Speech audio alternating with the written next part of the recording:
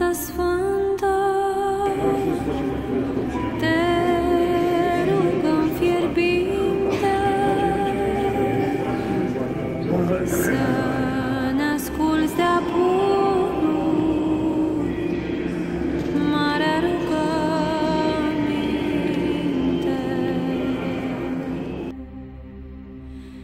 Nu lăsa, Măicuță, să pierim pe cale, căci noi suntem fii lacrimilor tale. Când plângeai sub cruce, Maică îndurerată, te-am primit de mamă, noi și lumea.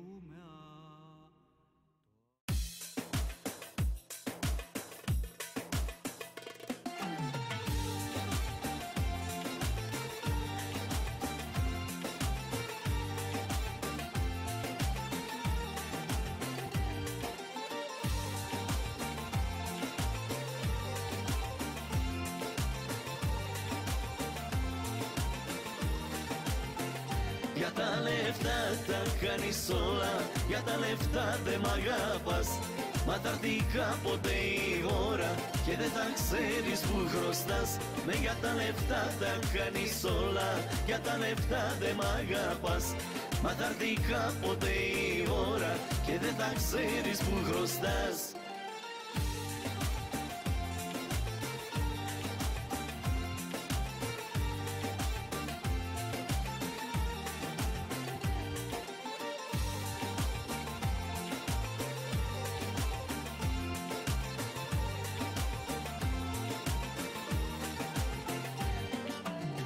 Mesmo posso me creonis, ja un filia me kiernas, sero ja ti me pligonis, che ja ti me tiranas.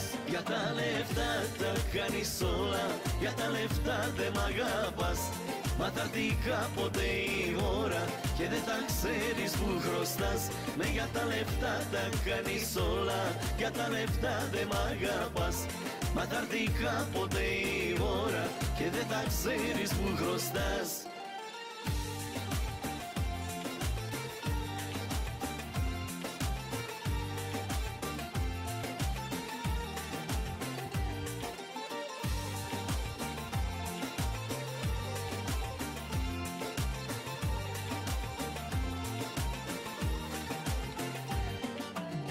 Pesmo posana pliroso, ti hrosta otelica, saga poche de nandejo, na minsejo angalia.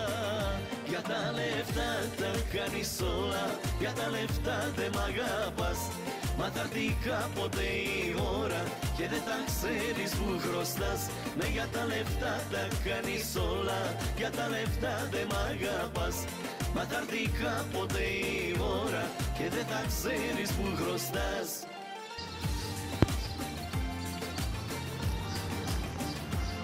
Suntem la Ouronopolis, lângă muntele Athos.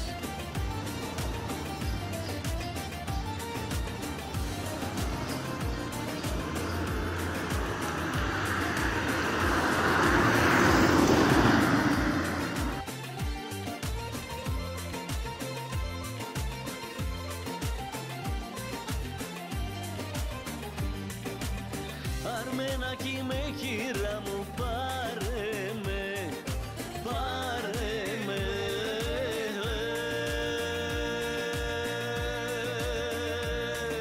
Ela parme.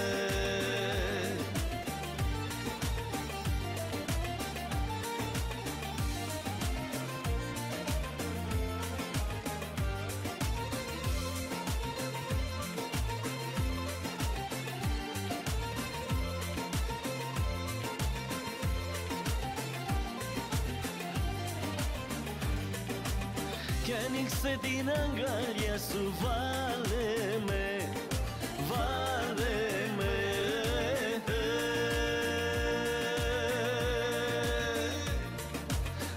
Prima mănăstire de croazieră noastră, Mănăstirea Dohiariu, este o mănăstire grecească cu viață de obște și a fost construită în secolul X de către cuviosul Dohiar.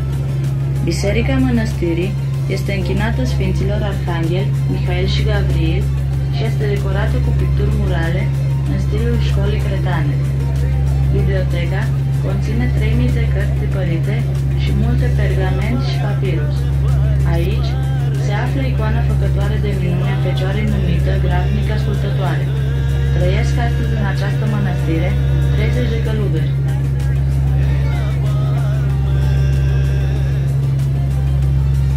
Mănăstiri de Hiar. Ionis Țimischi, în anul 963, a fundat Mănăstirea Marea Lavră.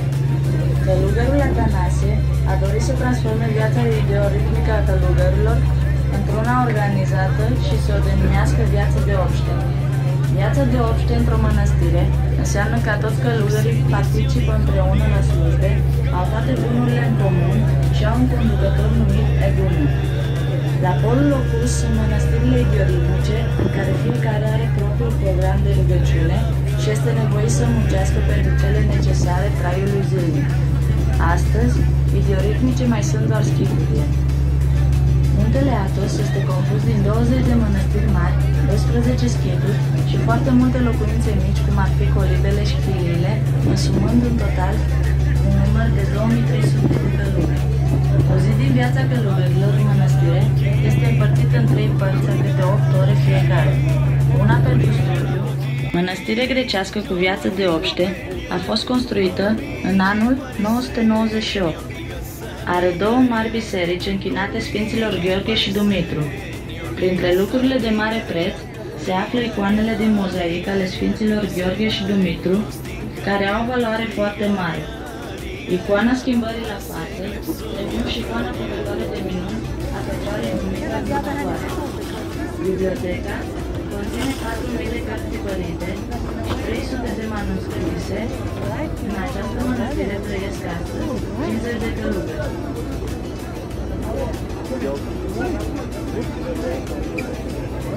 Mănăstiri Xinofân. Основul 600 de cărți tipărite. Trăiesc astăzi în această mănăstire 35 de călugări.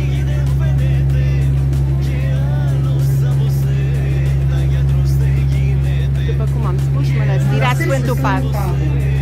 Основан в X веке преподобным Павлом Сиропотамским у самого подножия Святой горы Афон.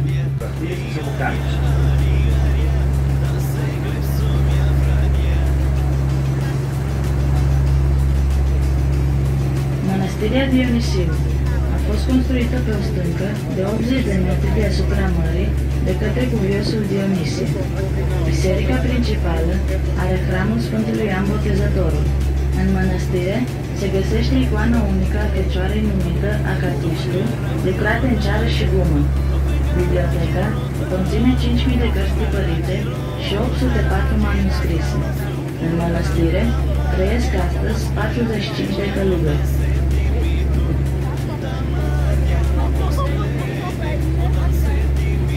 Mănăstirii Dionisia. Mănăstirea Grigoriu. Mănăstire grecească, construită în secolul XIV de către Grigore Sinaetul. Biserica principală este închinată Sfântului Nicolae. Mănăstirea este una dintre cele mai populate, având 100 de călugări și una dintre puținele mănăstiri cu o bogată activitate misionară. Aici se află cele 2 icoane făcătoare de minuni ale Fecioarei Pandanasa și a Lăptătoarea. În biblioteca mănăstirii se păstrează prima Evanghelie din lume.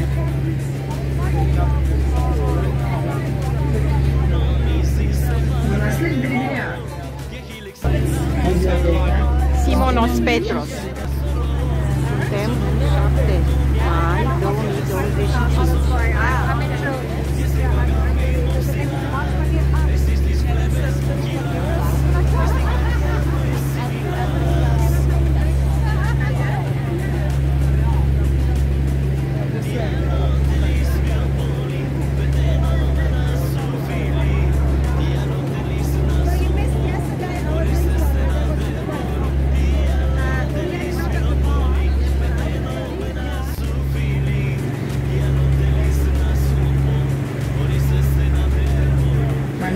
Clipa de Limon, mănăstire rusească, una dintre cele mai noi și mai mari din muntele Athos.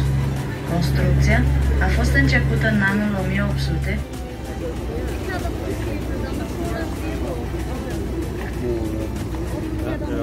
disembarking. Yeah. Disembarking.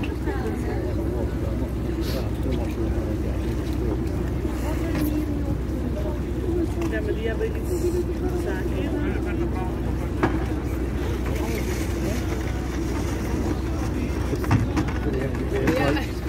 I guess it's old. Everything, the spots are empty.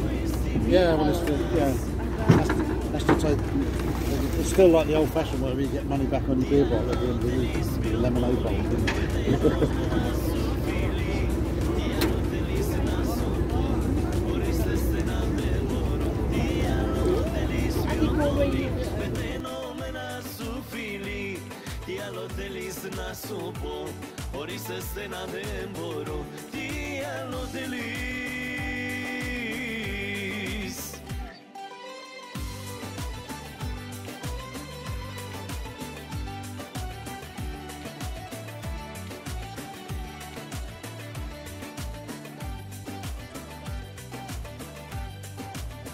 Νομίζεις σε παραμελώ και χείληξε να αποσφυρώ.